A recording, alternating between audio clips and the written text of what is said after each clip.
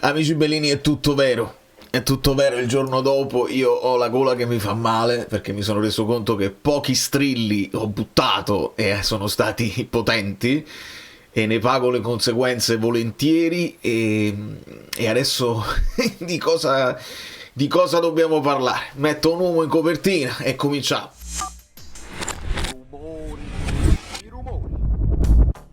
Allora, devo andare a lavorare, ma non ce la facevo a non lasciarvi un altro video che potrebbe essere senza né capo né coda, è un altro video a braccio, un video che è più emozione che ragionamento.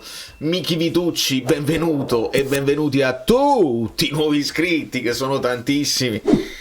Tra la live, l'altro video fatto in nottata, mentre voi stavate ancora facendo bagordi, si dice bagordi, no balordi, i bagordi. E va bene così, i like, l'esplosione di like, una serie di cose bellissime di una serata spettacolare che ci porta, è vero, è tutto vero, se controllate il Napoli ha 4 scudetti e l'anno prossimo le nuove maglie avranno uno scudetto che dà fastidio al mio green screen. Che bellezza, i bei problemi, i problemi quelli belli.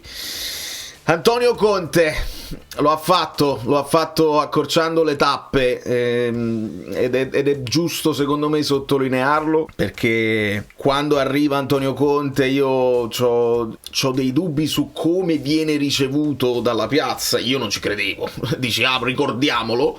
Per onestà, io non ci credevo assolutamente che De Laurentiis facesse questo tipo di investimento, ma evidentemente il presidente si era reso conto che serviva una svolta pesante per non mandare tutto in malora dopo il raggiungimento dello scudetto 2 anni fa, il tracollo dell'anno scorso. Serviva un comandante vero, uno che ti prende nella tempesta e ti sa indirizzare, sa mantenere la calma in situazioni difficili, e si era cominciato nella difficoltà, perché non possiamo dimenticare che il Napoli comincia la prima partita, perde 3-0 col Verona, e là potrebbe cadere tutto. E questo è anche un discorso più che di esaltazione di Antonio Conte, di prospettive per il futuro, perché io insisto, e questo è stata una costante da quando arriva Spalletti, io dico bene Spalletti, perché è uno che ha le spalle larghe e bisogna avere 2 spalle così per resistere di fronte alle difficoltà, ed è stato confermato questo. Arriva Conte è uno di quei. Si può fare calcio senza Conte, cioè, ribadiamolo, è importante, perché non sappiamo se continuerà. Ieri abbiamo cercato di leggere un pochino negli sguardi, nelle parole, negli abbracci, e ne parleremo ovviamente, perché questa situazione va risolta al più presto in un modo o nell'altro. Si sente di dire qualcosa domani alla gente per questa partita, che immagino insomma lo consideri come una finale? Grazie. Si può fare calcio senza Conte, ma non si poteva fare, secondo me, questo calcio qua, in questa annata qua, senza uno con quel calibro, con quell'esperienza, uno che arriva e dice: fidatevi di me, vi dovete fidare di me, e tutti si fidano, perché il pubblico si è fidato, i tifosi si sono fidati all'inizio, il mercato che è arrivato poi nel finale, probabilmente senza uno come Conte non sappiamo se era possibile farlo, e di fronte ad alcune difficoltà ad un certo momento della stagione la barca continua a viaggiare anche senza il vento favorevole, solamente perché hai Antonio Conte. Io di questo ne sono convinto, perché ci sono stati, a parte l'inizio, poi ci siamo rimessi in carreggiata, abbiamo cominciato a veleggiare anche con le difficoltà, anche strappando dei punti che potevano non arrivare, ma con carattere, con la fiducia, e lì si aumenta la fiducia nel progetto dell'allenatore. Progetto non significa per forza a lungo termine, il progetto di quest'anno, cioè rimetterci in piedi e andare ad occupare quel posto che dopo le solite 3 deve essere del Napoli. E non voglio sentire discussioni. Il Napoli, se riesce a competere con l'Inter, con la Juve e con il Milan, che bellezza, e tutti esultiamo e stiamo alla grande, ma il Napoli ha l'obbligo, secondo me, morale, anche a livello economico, anche a livello di possibilità e di pubblico di stare avanti o di combattere e battere la Roma, la Lazio, la Fiorentina, il Bologna e l'Atalanta, perlomeno. Poi riesci a fare di più e meglio dell'Inter, se riesci a fare di più e meglio del Milan e della Juventus, ecco che dobbiamo stare là, farci trovare pronti e non scivolare. Questo è il quadro generale di una squadra che a me fa impazzire, che non si ragiona, la gente mi guarda, non capisce perché magari sto a suonare, sto un po' più teso, magari mi vedono pensieroso che sto ragionando su un'intervista o su un modulo, e questo siamo, non ci possiamo fare niente. È stato un momento di difficoltà, non lo possiamo negare, dopo che il Napoli passa, no? Il Napoli di Conte che passa da un gioco un po' più sparagnino, lasciando anche il pallone agli avversari, e tu ti metti a tozzo, ti metti contro gli avversari e porti a casa dei risultati, il Napoli piano piano comincia a prendere possesso anche delle partite e si comincia a fare molto bene anche a livello di gioco. Non ce lo dimentichiamo, perché poi nel racconto di Conte, forse anche nel cercare di portare avanti un discorso che prevede poi l'allontanamento di Conte in un certo modo, si comincia a sentire serpeggiare qualche malcontento capitanato, insomma, dalle solite storie che lo sapete benissimo senza bisogno di dirlo. Solo uno come Conte riesce a portare avanti un discorso a metà, dove dice: non vengo attaccato da tutti, qualcuno si continuerà a fidare di me anche se comincio a fare poche vittorie consecutive, e grazie però anche a quanto fatto prima e al famoso fieno in Cascina, è lì che tu resisti e resti aggrappato a quella classifica. Dopodiché voi potete dire quello che volete, l'Inter l'ha persa eccetera eccetera, ma perché il Napoli non lo stava perdendo? Cioè è l'Inter che è scivolato, è perché il Napoli non è scivolato nelle occasioni Genoa, Parma, tutte e due sono scivolate. E che significa? È proprio veramente stucchevole fare un discorso del genere. Se una è scivolata di più, l'altra è scivolata di meno, è andata avanti e abbiamo vinto noi. Mettetevi l'anima in pace. Fa piacere a voi non dare meriti al Napoli e dare dei demeriti all'Inter? Accomodatevi, veramente ci cambia poco.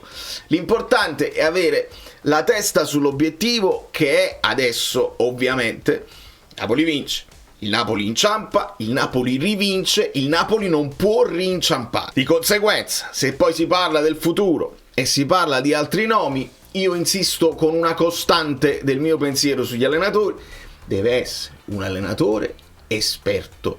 Mi interessa dopo, e mi interesserà, se è un giocatore giochista, un giocatore che dà un'identità precisa alla squadra, se è un giocatore che fa difesa e contropiede, perché abbiamo visto che si può fare in tutti e due i modi. Non è detto, qualcuno si diverte di più, qualcuno di me, però la conditio sine qua non è assolutamente che abbia le spalle larghe.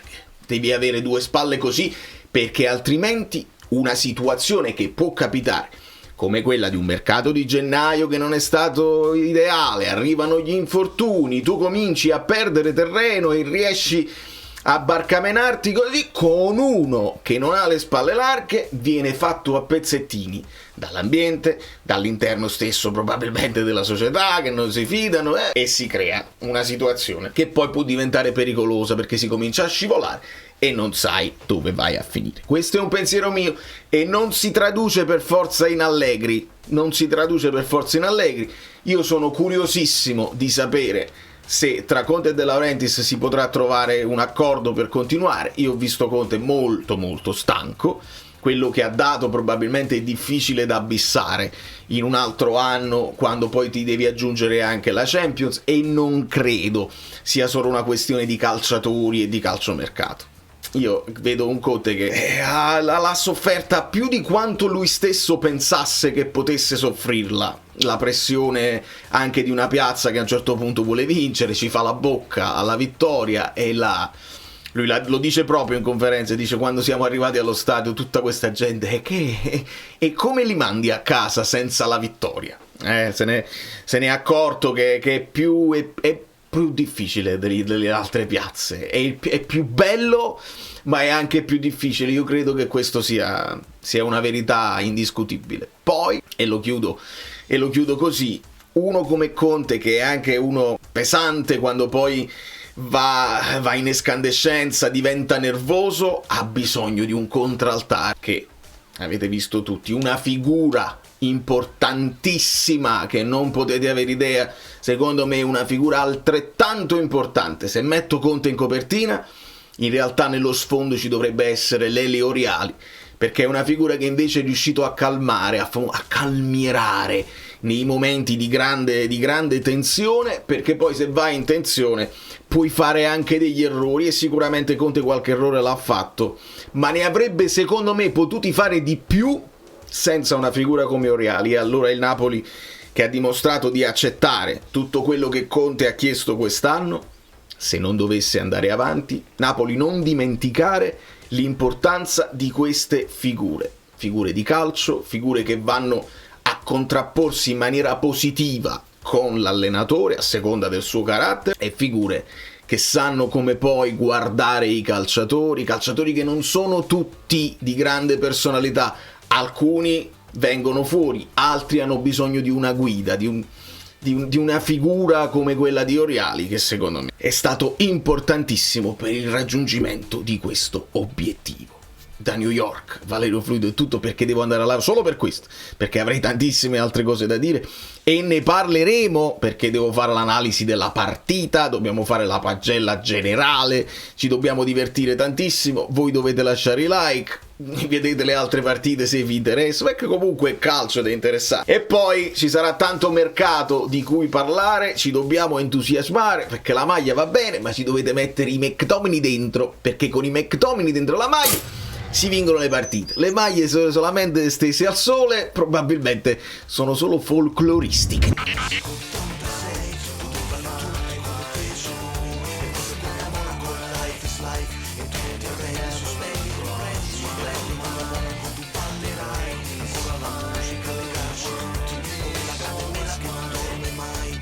Delle sciare di una